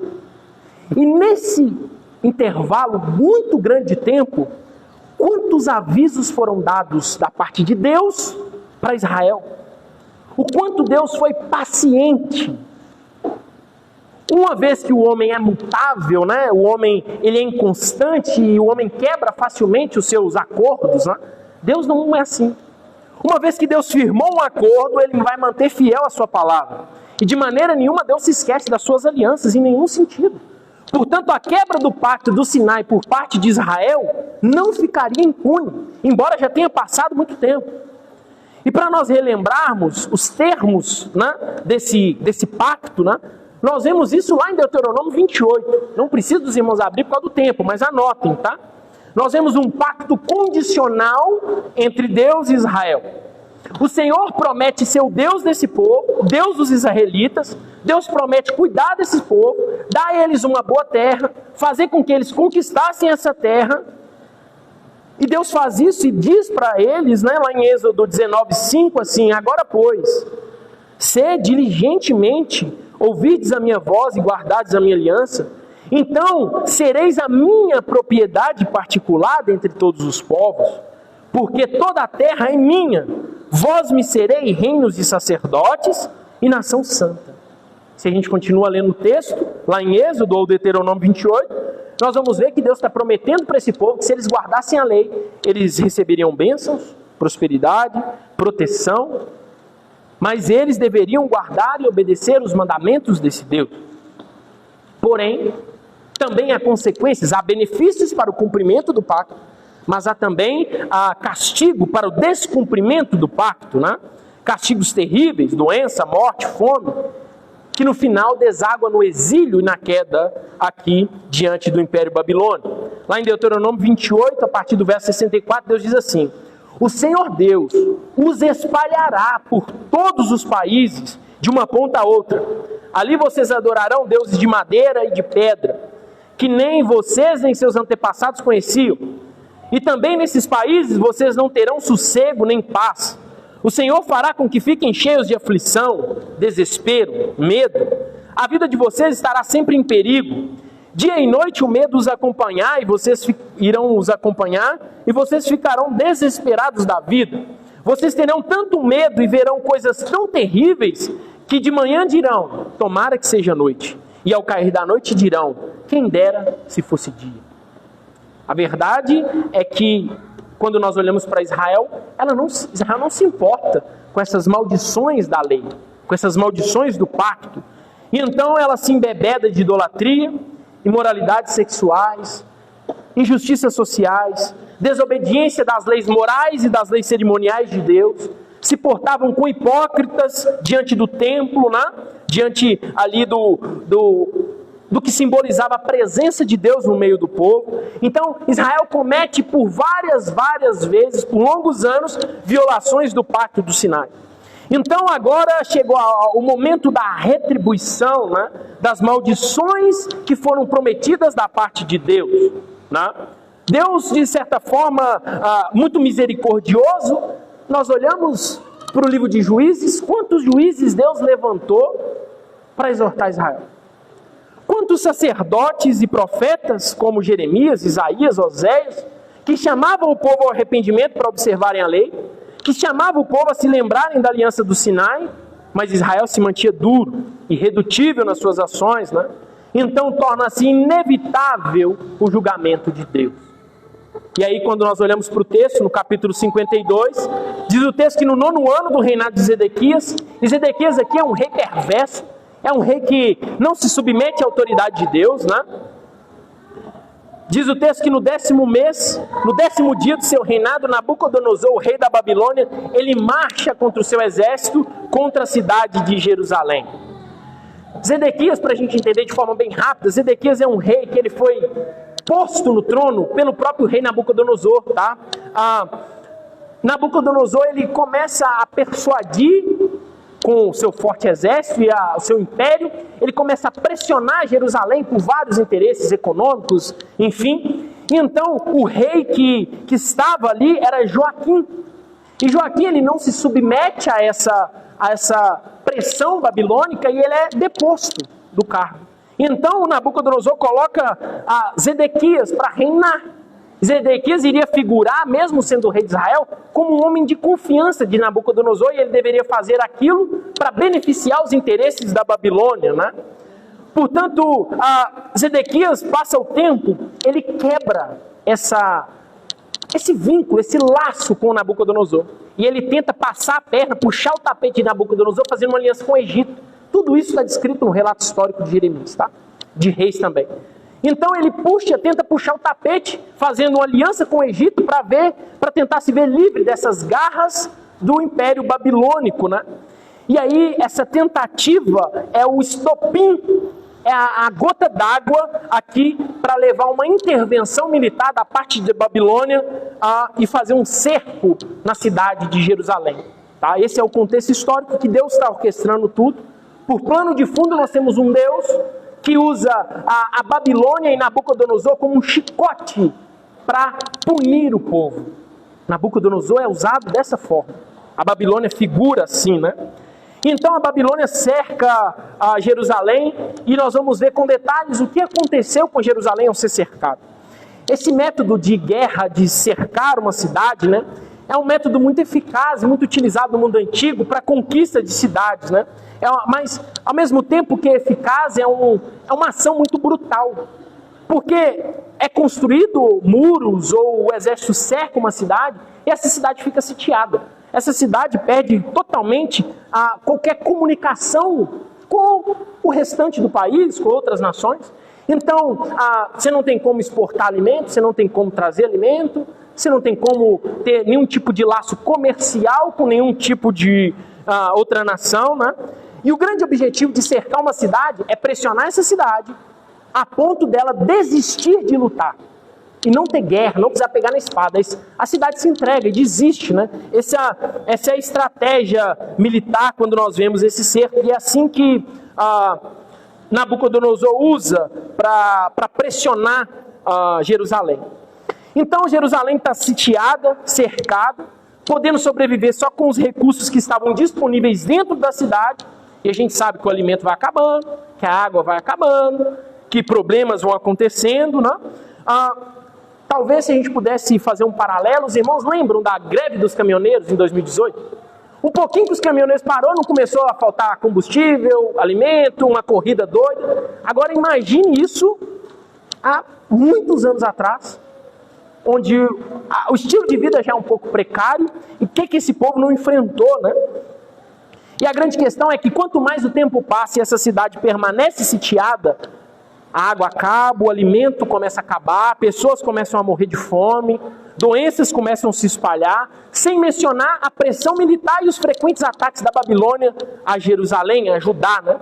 E é nesse cenário que Judá se encontra, porque às vezes nós pensamos no exílio e talvez transmite a ideia de um texto lido de forma displicente, que foi muito rápido, né? Que Nabucodonosor chega, Jerusalém se rende e todo mundo é levado cativo. Mas não foi assim, né? Jerusalém está cercada, sitiada, ninguém entra, ninguém sai, o alimento está escasso, a água já não é suficiente para todo mundo, o desespero começa a instaurar e o rei Zedequias faz o quê? Ele procura o profeta Jeremias e pede Jeremias para que Jeremias consulte a Deus por uma resposta. O que ele deveria fazer diante disso? Ele não tem mais para onde andar, não tem mais o que fazer. E aí lá no capítulo 38, Jeremias ora ao Senhor e Deus responde para Jeremias e fala assim, fala com Zedequias para ele se render. É para ele se render. O juízo é meu, é inevitável. Não adianta vocês tentarem lutar. É um juízo da minha parte para punir vocês pelo pecado. Então avisa Zedequias que é para ele se render. Vocês vão ser levados cativos de qualquer forma. E Zedequias, ele ouve essa exortação e ele desobedece, ele não se entrega, ele insiste em tentar resistir. E aí as consequências são ainda piores, porque esse cerco prolongado, ele começa a revelar um horror, um pavor que começa a acontecer dentro de Jerusalém. Se nós olharmos para Lamentações no capítulo 4, Jeremias fala que a fome foi tão grande que mulheres passaram a cozinhar seus filhos e comer os seus próprios filhos. Esse era o cenário de Judá, né? E aí é um contraste, né? Um contraste muito grande. Uma terra que outrora manava leite e mel, que os espias lá em Josué, quando eles olham a terra, eles precisam de muitos homens para carregar um cacho de uva, né? E agora tem mães comendo seus próprios filhos. por causa do pecado. Lamentações 4:10 diz assim: quando Jerusalém foi destruída, mulheres que antes eram amorosas, agora cozinharam seus próprios filhos e os comeram. O Senhor Deus descarregou o furor e derramou o ardor da sua ira. Meus irmãos, isso é um relato perturbador. Talvez esse ato de canibalismo expresse aqui o grau de desespero de Jerusalém. O tamanho do sofrimento, a ponto de levar ações desumanas como essa, né? O cenário de Jerusalém é pessoas morrendo por inanição, é pessoas morrendo de sede. Provavelmente não tinha como descartar os dejetos humanos. Imagina as doenças, o mau cheiro, né? Imagina esse cenário de desespero, lágrima. Esse é o estado de Jerusalém. E tudo isso por causa da quebra da aliança de Deus. Se nós fizermos o cálculo pelo texto, esse cerco dura por 18 meses, 1 ano e 6 meses que Jerusalém é sitiada e cercada, né? O mesmo Deus que livrou esse povo do cativeiro do Egito, o mesmo Deus que mandou as 10 terríveis pragas a Faraó, agora pune o seu próprio povo. O povo que Deus fez uma aliança com esse povo e chamou esse povo de seu povo, propriedade exclusiva de Deus. E o sofrimento não para, não termina com o cerco, né? Olha o verso 4. Sucedeu que em o 9º ano do reinado de Zedequias, aos 10 dias do 10º mês, Nabucodonosor, rei da Babilônia, veio contra Jerusalém, ele e todo o seu exército, e se acamparam contra ela. Verso 5, a cidade ficou sitiada. Verso 6, aos 9 dias do 4º mês, quando a cidade já se via apertada de fome, e não havia pão para o povo da terra, então a cidade foi arrombada. O próximo passo, uma cidade já está em colapso interno, agora o próximo passo é a invasão. Então a Babilônia constrói rampas de terra, de pedra, para invadir, destruir os muros, né? Os fortes portão de Jerusalém, para ter acesso e levar esse povo cativo. Verso 8. Porém o exército dos caldeus perseguiu o rei Zedequias e o alcançou nas campinas de Jericó. E todo o exército desse se dispersou e o abandonou. Então tomaram preso e o fizeram subir ao rei da Babilônia, na terra de Ramate. Matou o rei da Babilônia os filhos de Zedequias à sua própria vista, bem assim todos os seus príncipes de Judá. Vazou os olhos de Zedequias, atuou com as 2 cadeias de bronze, levou a Babilônia e os conservou o cárcere até o dia da sua morte.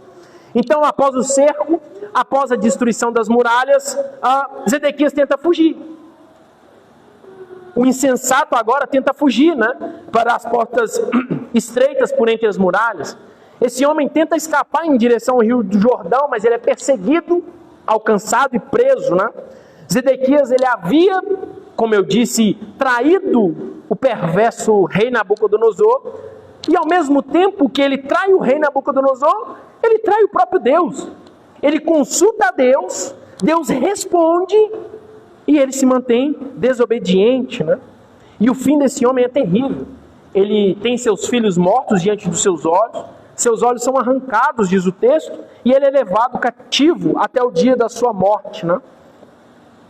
E aí, como cartada final, agora os babilônicos partem para o templo, o grande templo, o símbolo da presença do próprio Deus no meio dos israelitas. Muita morte, muita destruição, os muros destruídos, o rei está morto e agora o templo, o símbolo da presença de Deus. Verso 17. Os caldeus cortaram em pedaços as colunas de bronze que estavam na casa do Senhor, como também os suportes e o mar de bronze que estavam na casa do Senhor, e levaram todo o bronze para a Babilônia. Agora todo o ouro, toda a prata, todo o bronze de Jerusalém foi levado, roubado pela Babilônia, né? Os objetos que eram usados outrora para adoração do Deus Trino, agora estão nas mãos de homens vassalos, né? E é dessa maneira que os israelitas são arrancados da sua terra e levados cativos para uma terra estranha. E aí a gente começa a pensar no contraste, na ironia, né? Jerusalém desfrutava de tempos de paz, de bonança, de uma boa terra. Agora eles morrem de sede e fome. A cidade que outrora era uma fortaleza. O salmista por várias vezes fala dos fortes muros de Jerusalém, dos grandes portões de Jerusalém, né? Uma cidade segura, agora está em ruínas e em chamas. Os bravos soldados de Jerusalém, que os seus antepassados conquistaram aquela terra, a terra da promessa, né? Agora eles fogem com medo, aterrorizado. Esse castigo de Deus, meus irmãos, em forma de exílio, nós precisamos entender que eles têm profundas implicações espirituais, sociais e culturais sobre Judá. Porque a terra, Jerusalém, Israel, é a terra prometida, né? E ela é, vamos dizer assim, o símbolo central da aliança entre Deus e o povo. Deus prometeu para Abraão uma terra, uma Canaã. Essa foi a promessa. E lá naquela terra, por meio dessa descendência, a descendência de Abraão seria incontável. Deus daria a eles uma terra maravilhosa. Então, ao ser retirado, até Israel ser retirada pelo próprio Deus dessa terra, é o ponto máximo do castigo. Como o povo quebrou a aliança, agora está claro que os benefícios da aliança também estão sendo arrancados deles pelo próprio Deus. Olha o templo. O templo foi destruído, saqueado, profanado. Imagina como que esse povo não se sente. Esse povo agora se sente abandonado por Deus. E talvez esse seja o ápice do castigo. Porque o templo, uma vez que ele simboliza a presença de Deus no meio do povo, a destruição do templo significava que a presença de Deus foi retirada do meio deles. Que a proteção de Deus não estava mais sobre eles. Olha as profundas implicações desses atos. Judá perde o status de um povo forte, de uma nação santa, de um povo bem estabelecido. Agora, sabe o que eles vão ser? Um povo disperso, um povo desesperado, exilado. Agora, todo o contexto cultural de Israel vai ser destruído também.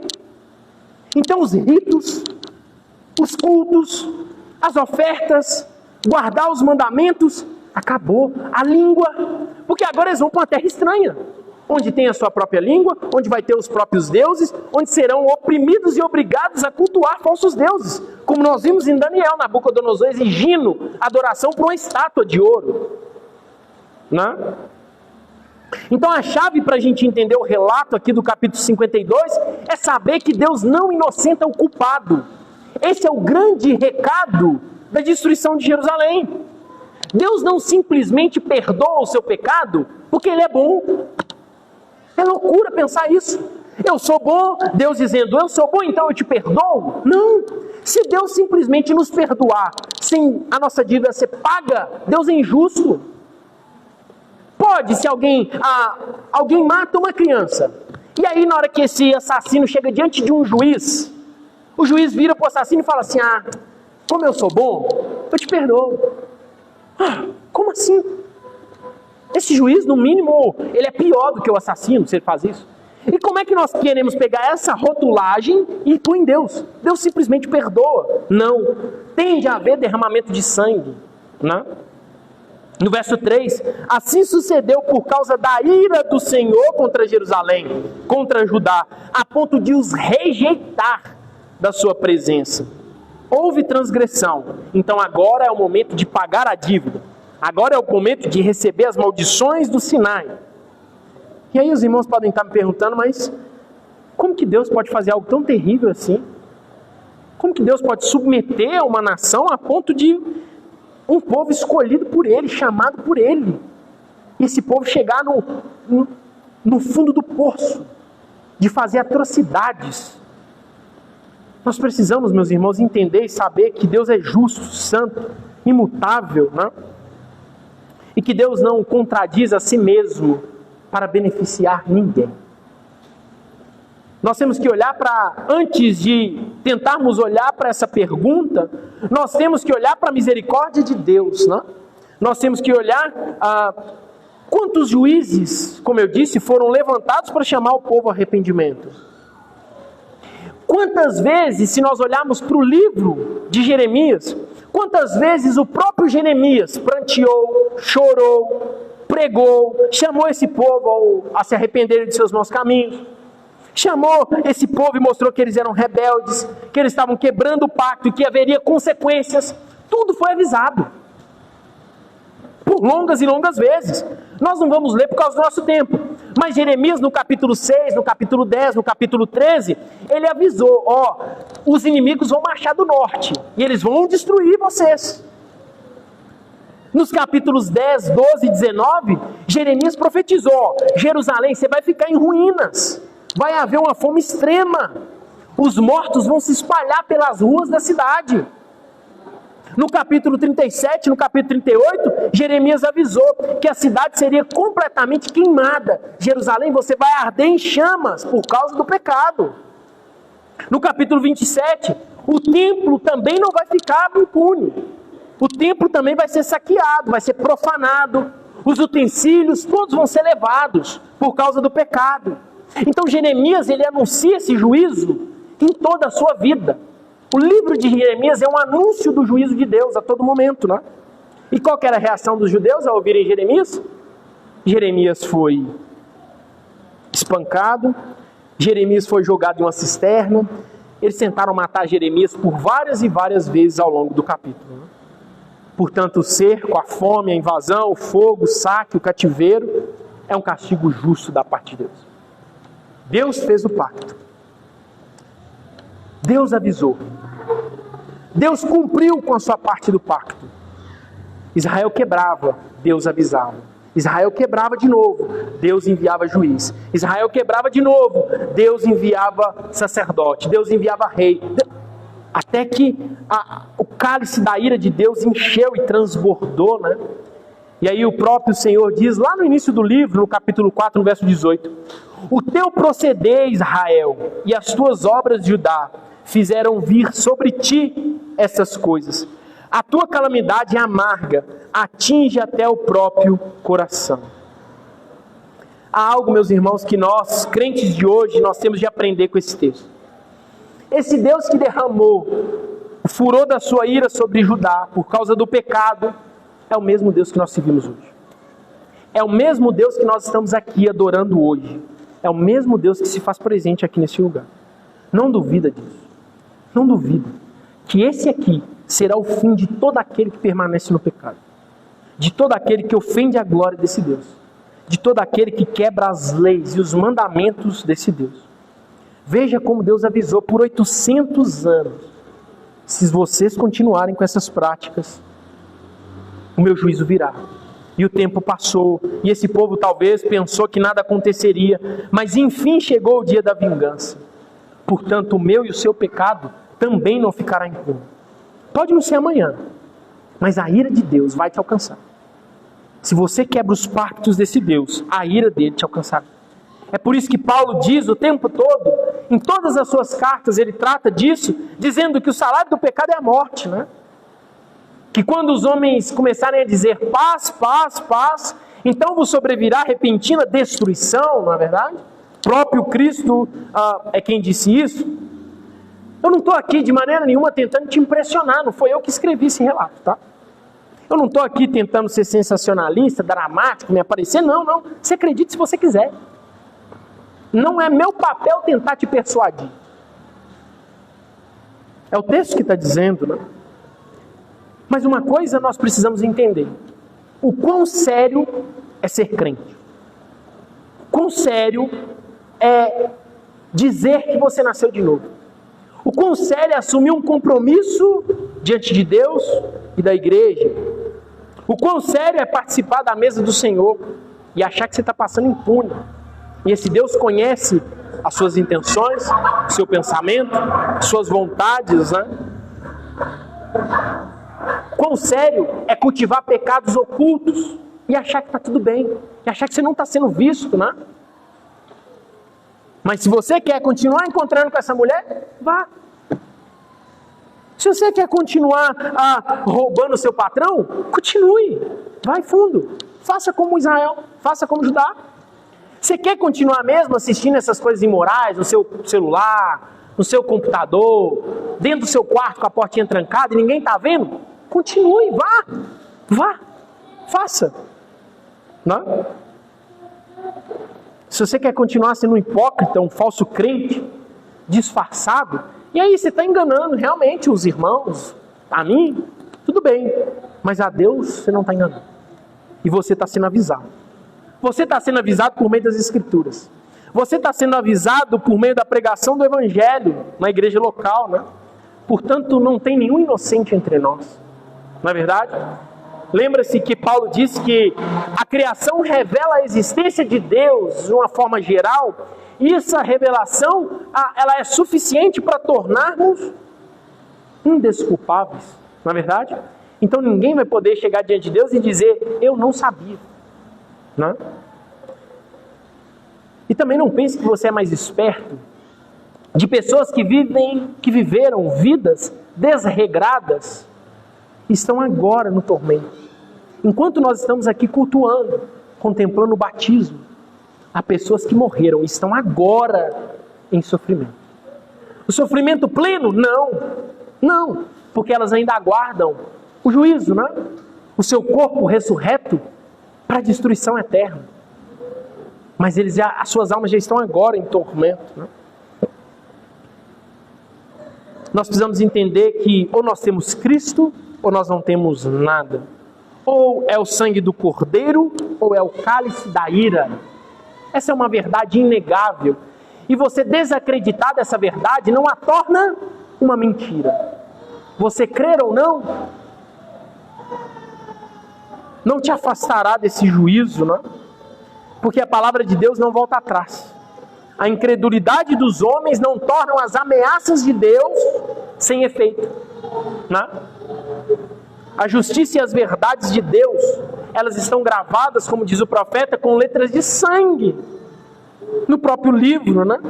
A fim de tornar todos aqueles que caçoam e zombam de Deus indesculpáveis, né?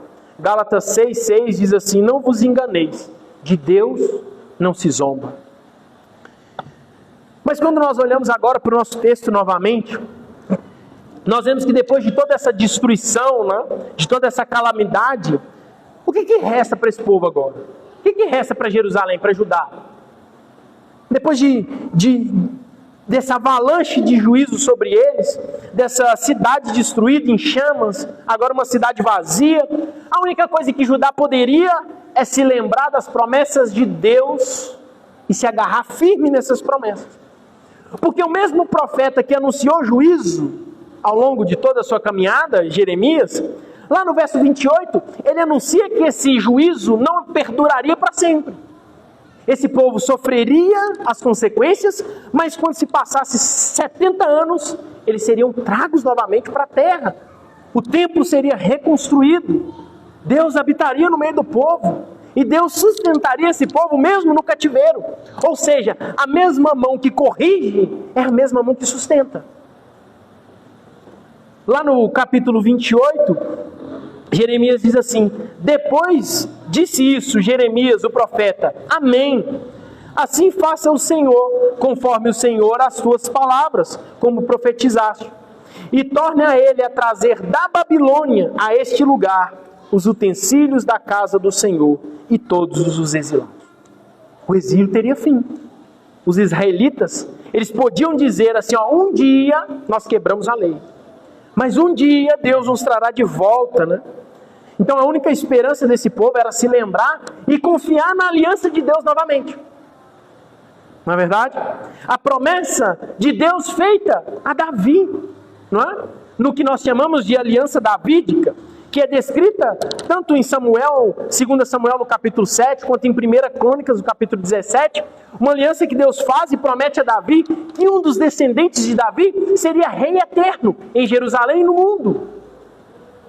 Que através de Davi viria um rei que não cairia diante de outros reis, porque ele é o supremo, um reino perfeito, né? E aí alguns irmãos podem estar me perguntando assim, mas pastor, o que tem a ver a aliança de Davi com o texto que nós estamos lendo? Olha aí no capítulo 52, a partir do verso 31, e nós vamos ver o que tem a ver a promessa de Deus com o texto. No 37º ano do cativeiro de Joaquim, rei de Judá, no dia 25 do 10º mês, Evil-Merodach, rei da Babilônia, no ano em que começou a reinar, libertou Joaquim, rei de Judá, e o fez sair do cárcere. Falou com ele benignamente e lhe deu lugar de mais honra do que os dos reis que estavam consigo em Babilônia. Mudou-lhes as vestes do cárcere, e Joaquim passou a comer pão na sua presença todos os dias da sua vida. E da parte do rei da Babilônia lhe foi dado subsistência vitalícia, uma pensão diária até o dia da sua morte, durante os dias da sua vida. Esse final do capítulo 52, ele parece nem pertencer ao texto. Porque vem falando destruição, destruição, cerco, destruição dos muros, invasão, morte, a destruição do templo, exílio. Aí depois fala, parece dar até uma quebra aqui no texto, né? Mas é um final glorioso. Jeremias fala e relata isso aqui para dar esperança para o próprio povo exilado, né? Porque Joaquim aqui, que havia sido levado cativo, né, e ficou preso por 37 anos, ele quis dizer para o povo, ó, Joaquim está vivo e ele passa bem. Joaquim não morreu. E aí a grande pergunta é, por que é importante saber que Joaquim passa bem e não morreu? Sabe por quê? Porque Joaquim é um herdeiro legítimo e sanguíneo de Davi. Se Joaquim morre,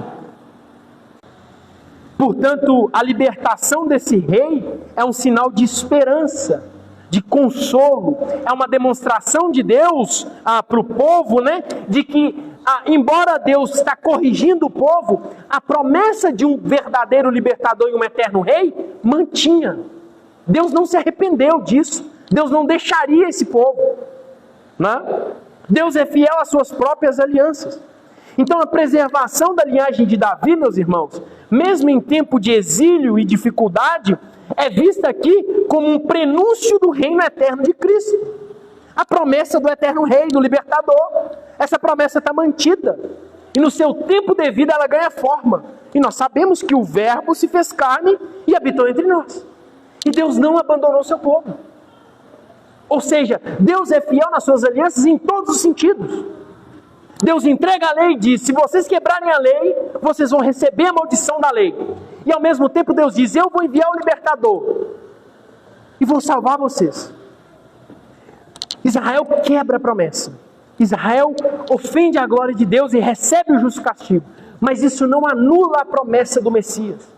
Então, ao mesmo tempo que Deus está corrigindo o povo, Deus está preservando o plano redentivo aqui. Por isso Jeremias fala que Joaquim vive e está bem. Querem ver? Abra comigo em Mateus, no capítulo 1. Mateus capítulo 1, a partir do verso 12. E os irmãos vão ver que como é interessante isso.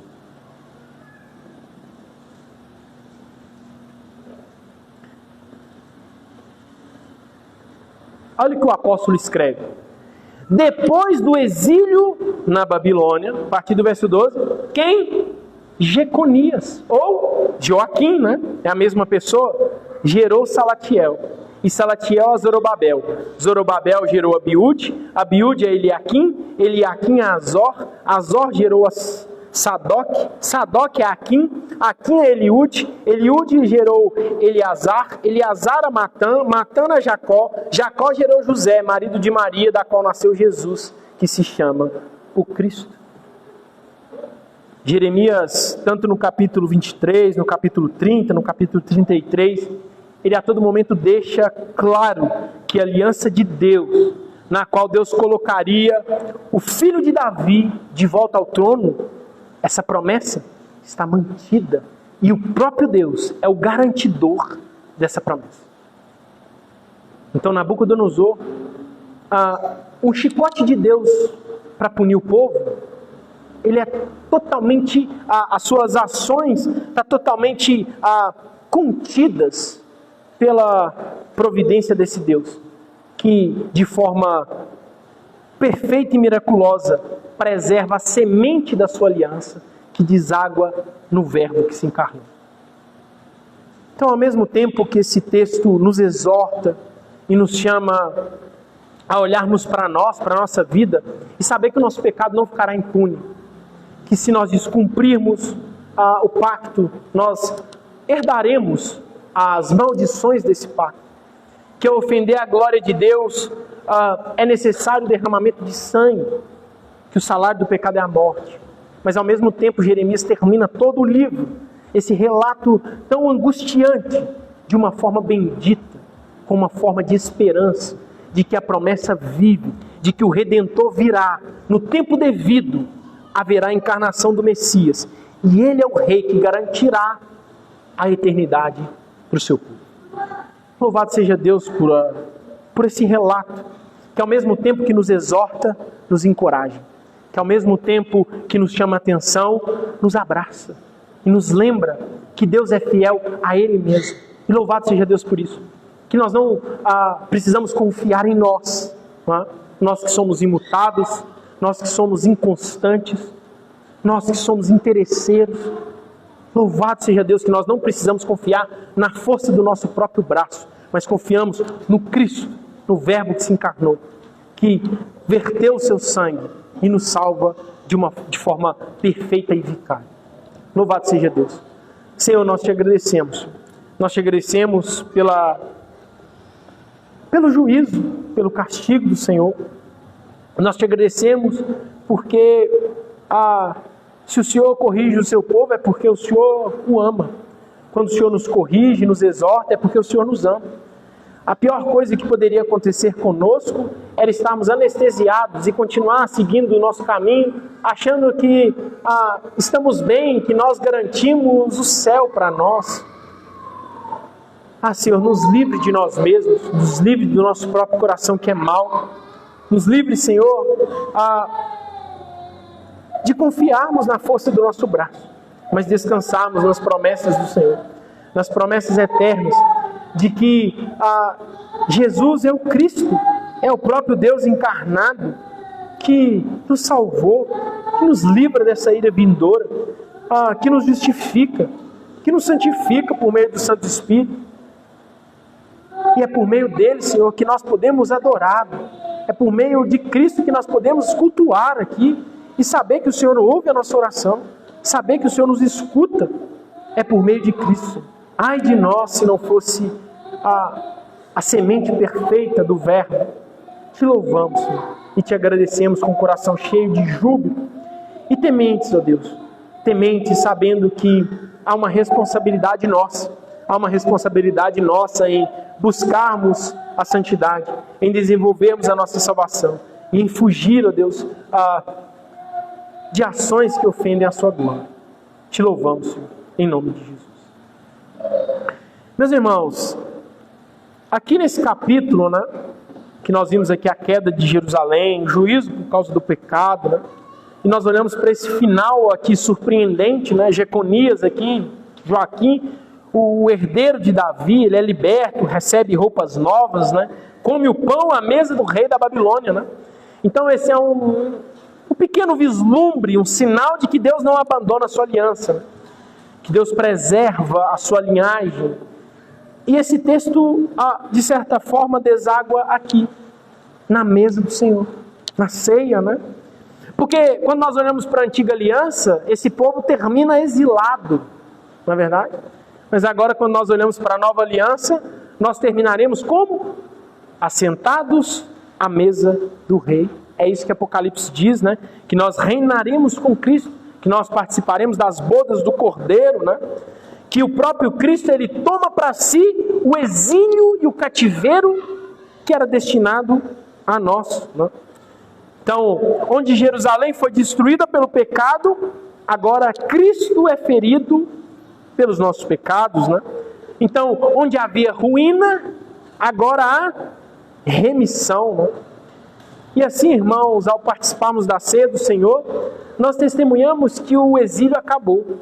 Nós testemunhamos que o perdão é real. Nós testemunhamos que a nova aliança firmada no corpo e no sangue de Cristo é preservada e garantida por toda a eternidade pelo próprio Cristo, E que Jesus, Ele é o descendente de Davi, que reina e reinará eternamente. Enquanto os irmãos vão distribuindo os elementos, louve a Deus. Louve a Deus por tamanha salvação. E também confesse os seus pecados. Há perdão. Há perdão. Cristo verteu o seu sangue por isso, para nos perdoar. Então você tem um minuto enquanto os irmãos distribuem os elementos.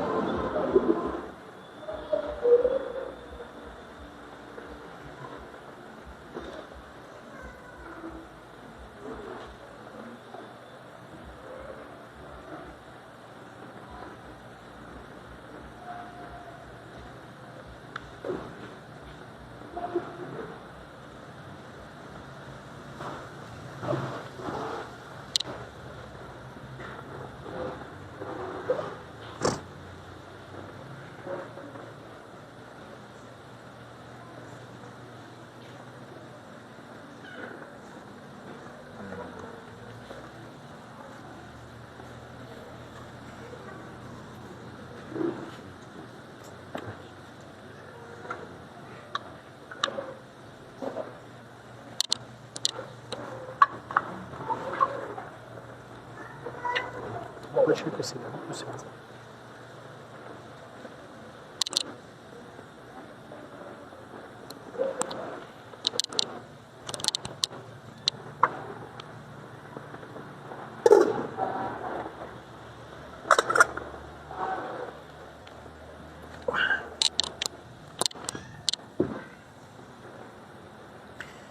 Em 1 Coríntios 11, a partir do verso 23, o apóstolo Paulo diz assim: porque eu recebi do Senhor o que também vos entreguei, que o Senhor Jesus, na noite em que foi traído, tomou o pão e, tendo dado graças, o partiu e disse: este é o meu corpo que é dado por vós. Fazei isso em memória de mim. Esse é o corpo partido de Cristo. Claro que nós não, quando nós nos expressamos assim, as Escrituras se expressam assim, não que há, em algum sentido, a transubstanciação, que de fato isso não. Mas que aqui juntos nós estamos, de maneira visível, pregando o Evangelho e anunciando esse sacrifício perfeito. Esse corpo que foi partido, que foi despedaçado, por causa da nossa quebra constante da lei desse Deus. E esse Deus nos perdoa, porque o Filho, o eterno Filho, se pôs no lugar de servo e subiu na cruz.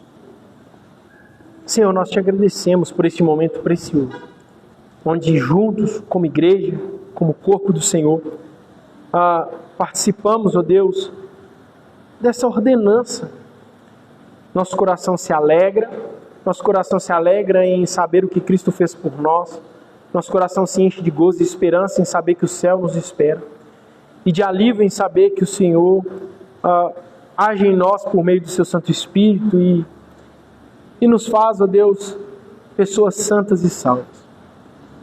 Nós te agradecemos e te pedimos, ó Deus, que o Senhor continue sendo conosco todos os dias. Te damos graças, Senhor, e juntos, ó Deus, participamos da ceia do Senhor. Pode dar graças a Deus, vamos compartilhar do pão.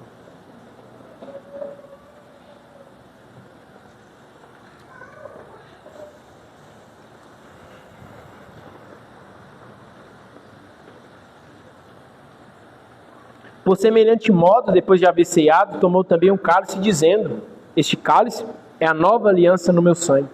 Fazer isso todas as vezes que beberdes em memória de mim. Porque todas as vezes que beberdes esse pão e beberdes o cálice, anunciais a morte do Senhor até que Ele venha. Louvado seja Deus, né? Que nós não estamos mais sobre o jugo da antiga aliança. Quando nós olhamos para a lei nos condena e nos mostra o quão incapaz nós somos de cumpri-la em sua totalidade e obter justiça por nós mesmos, não é verdade? E agora nós nos alegramos quando nós olhamos para essa nova aliança, feita no corpo e no sangue do próprio Cristo, né? E esse sangue que nos redime, e por meio desse ato, a justiça e o mérito desse Cristo é considerado em nós. Nós te agradecemos, Senhor. Nós te agradecemos por este elemento, por este momento precioso. Podem dar graças a Deus e vamos participar. Louvado seja Deus.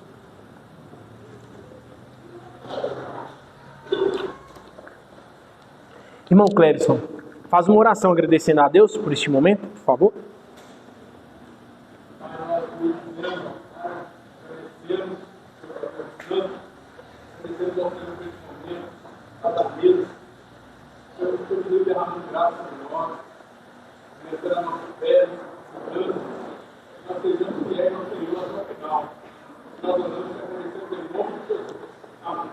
Louvado seja Deus. Meus irmãos, vamos pegar o nosso boletim, vamos fazer a leitura do nosso catecismo, né? A pergunta de número 114. E nós vamos juntos responder a fim de gravarmos, né? De ficar fixado em nossa mente essas respostas. Diz assim a pergunta: pelo que oramos na terceira petição?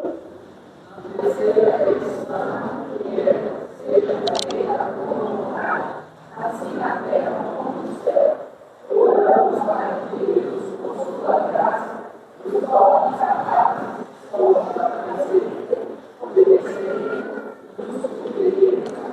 Obrigado.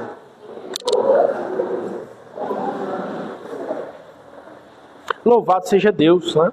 Agora vamos juntos cantar o último hino, Oração para Livramento, Salmo 40, né?